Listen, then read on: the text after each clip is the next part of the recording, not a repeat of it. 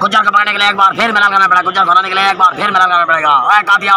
अपनी गली में कुत्ता उछलता है, मत बना शौक मैदान में आके लड़े। ए बाला ना कच्चा तुर्की तुम पहाड़ी खेला चीनी मिला जवाब आसियोड़ बाबा बाबा बाबा चुप कर तुर्की तुम चिंता नहीं पर जवाब आसियोड़ बाला ना कच्चा ए पहाड़ी खेला दरिया ना बोलो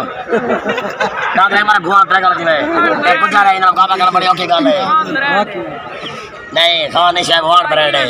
शेब ward Raju ji Raju I love you 100 मतलब शेब वार्ड I love you 500 crore million जी शेब वार्ड तो आखिरी है इंशाल्लाह गुज्जर बात में पैदा तेरे वाला को मैच मजा है इंशाल्लाह चबी दे ऐलान चबी को लाजमी गलवा स्टेडियम में बाबा काम दरिया खान बंद होता हाजी अल झोक देते वो चंगा मैच है जेदे विच पहला मुकाबला बकर कलब वसीम शेख दरिया खान दूजा मतलब शेब वार्ड रजू समझ खेल वो चंगा मैच होसी सारे दोस्तों को दावत है कि लाजमी आसो दूजा match Zubair Khan king of volleyball